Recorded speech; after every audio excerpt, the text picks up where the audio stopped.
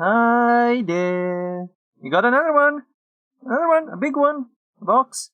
Hi. Welcome to the pen and paper, unboxings and vlogs. We've got another giant, not giant, but big enough D&D board game. This one is from the other trilogy, as I would like to call it.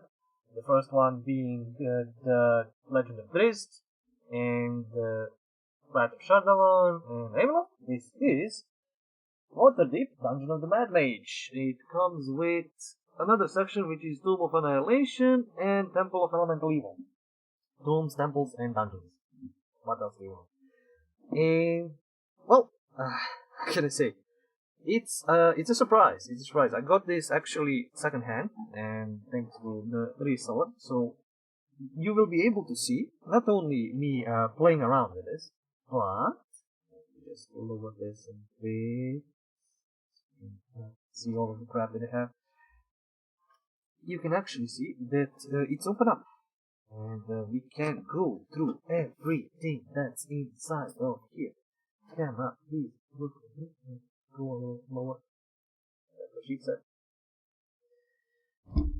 I think this is gonna be all open without releasing anything else. Okay. We have the adventure book standard. We have adventures that you will be dying on constantly, tiles that you need to set up, and so on and so on. It's so new and not used, it still has a smell, which is, I don't know, good or bad. We have the rules, which are actually pretty much the same, which is awesome, because these are all interchangeable. All of the 6 board games, with 6 times the figures and cards and everything, are interchangeable, even the characters and all of that. A friend of mine asked, which I should have actually pulled it out now, but I will remember the questions he asked because they were actually quite useful. And they didn't mention previously is, do you need a GM for this kind of game? Because this is a D&D style game, and in standard D&D games, these are just miniatures or showing off what you can find inside. Oh boy, I kind of messed everything up. Do you need a DM for this game? No. The board game is the DM. You are the DM. Everybody's the DM, and you are all messing yourselves up quite equally. Let me just pick characters. No, they're not that well known in this game. So we have light. Okay, maybe.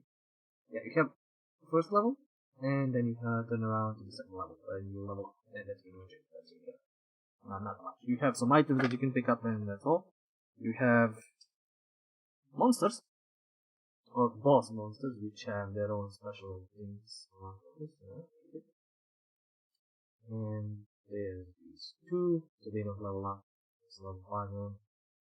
You're level 2, this is level 5, you're gonna die a lot. Yeah, what was he talking about? Yeah, do you need a GM? No, you don't. You really don't. The game plays itself, and you play it as you go on, so you don't need a GM for that. This is a 5-player game, and check the question, and it's pretty much what I answered. It's, yeah, you are the GM, the game is the GM, everything there, and they are interchangeable. As you can see, these are some of the standard tiles, some entry tiles, and some specific for the stories. It's one of them, main bosses. You will get bigger as they are. And you've got these standard dungeon tiles. They are all the same. Not all the same, but I mean, they're all interchangeable. You can use any of the board games, combine the tiles, and just make a giant ass dungeon. You can literally, if you're crazy enough and you have enough room, make a whole huge dungeon of all of the tiles from all of the board games. And there's not like just this. This is this whole bunch is half of the tiles you get in one game. And I cannot express much how the amount of that is awesome. These are the cards. Quite old. These fall under a few categories. You have your encounters that you trigger every time you open up a next tile, because you start with one tile, get it? You move your character to the edge of it, somewhere here, then you open up the next tile. And when you open the next tile, you get an encounter, and it could be monster spawning or stuff like that. Or if you don't move anywhere, you trigger an encounter. So that's how you D&D. So that's how you GM, basically. They've added spells to this one. I haven't really read all the rules, but this is cool if you can make your characters like no new spells. That's awesome. They add new stuff, so it's not boring or copy pasted. You have monsters that trigger on your turn. Like if you open the next area and the next time it triggers and it moves and does its stuff, it's on your turn. So you do your turn, then monsters do their things. They have their own special abilities, attacks, damage. You're doing every roll with just a single d20. So even for the monsters, and you don't need to worry about dexter skills. Everything is regular. +8, +2 is HP. You have treasure, of course. There's no D&D without treasure. Okay, like it's really nice. And that can be potions, items, gold. You can sell stuff later on. More monsters, more monsters, more monsters, more monsters, more treasure. And then you have your character cards or character cards. So single a rogue. This is its utility power. It's still under, even though these are the second set of.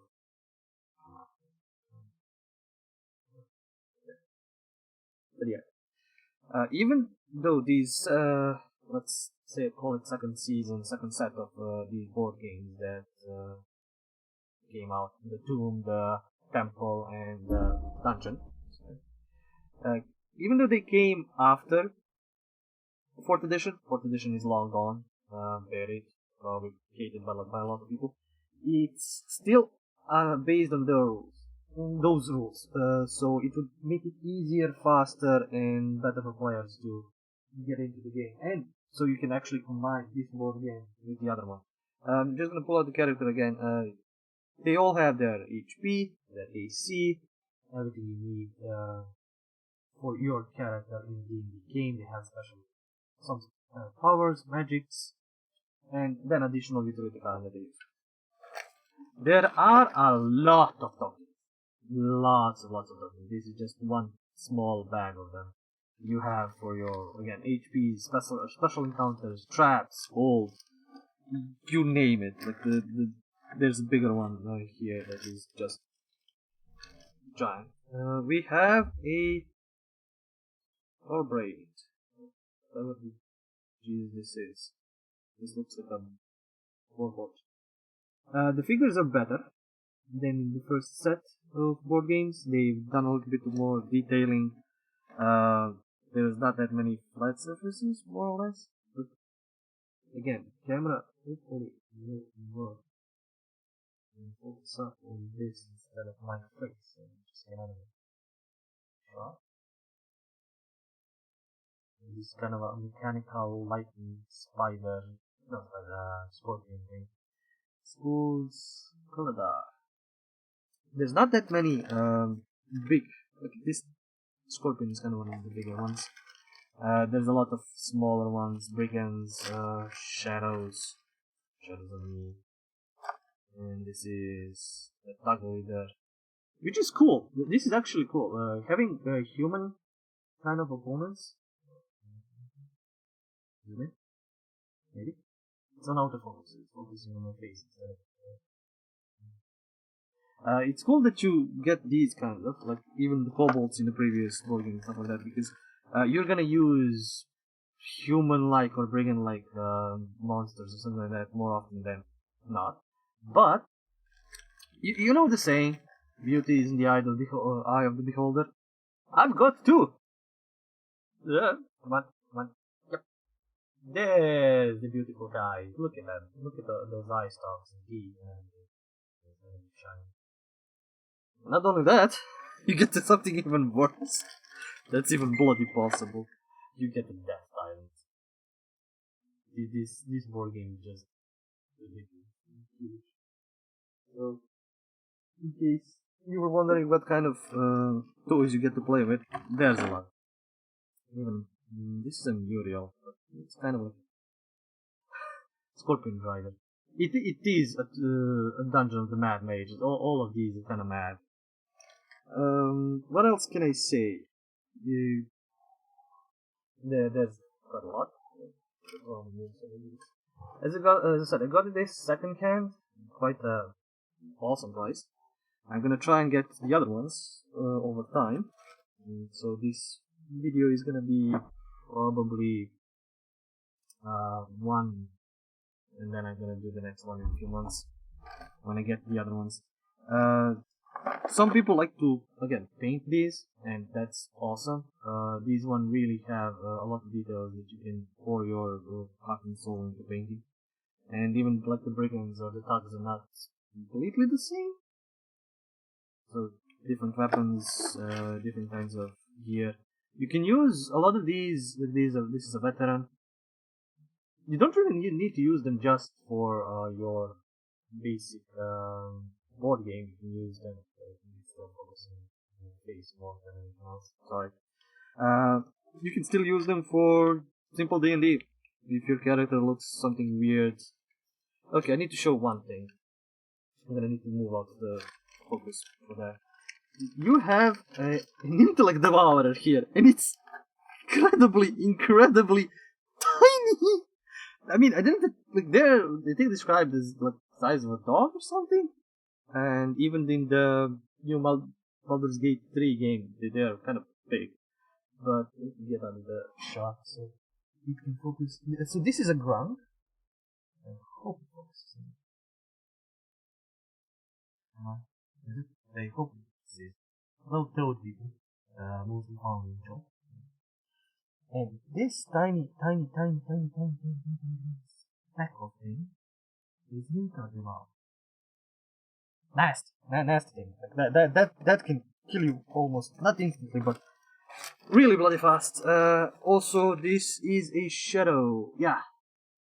These things eat your strength and then kill you. Basically, drop it to zero. So, not all D&D monsters are just pure strength, they just eat you up. You have your bosses, all the Shadow Sword, Emir, Shadow Dusk. As I said, a lot of these are good for just playing around, and you can paint them whatever you want and then use them for your campaigns as characters, as players, as whatever. What in balls is this? Oh, Grey Ooze. Interesting. We have a different paladin.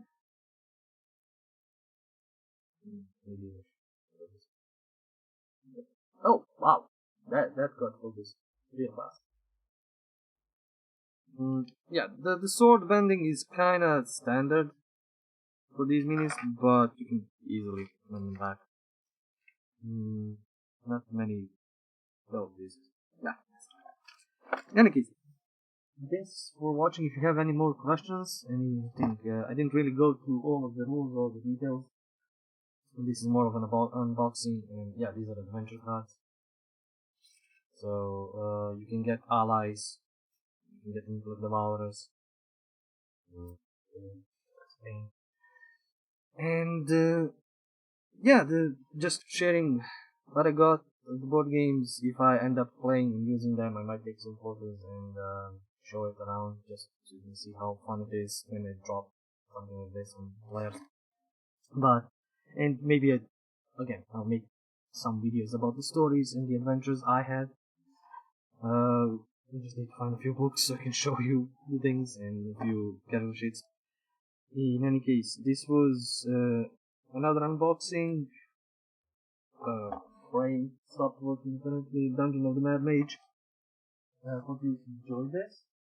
I'm gonna go play around with the minis and tiles and set up dungeons. Like it is quite simple. Like if you want a quick board game, these sessions, we call them adventures actually, aren't that long. You can finish up either really fast, if you die quickly, or you can play through a few adventures. It's literally, you can go as far as you want, and you get awesome minis for your regular D&D sessions. I'm literally bringing a few of these constantly on the ones that we play, the few real live plays, because we're kind of all locked up and away. Or if somebody comes to my place and is like, what is cat? In any case, again, this is a long one. We have been just rambling, showing off the board game, showing off the thing. If you find it interesting, again, if you have questions, comments are down below. Like, subscribe, all of that. I'm gonna go play with Tiny Devourers because I think they've sucked all of me.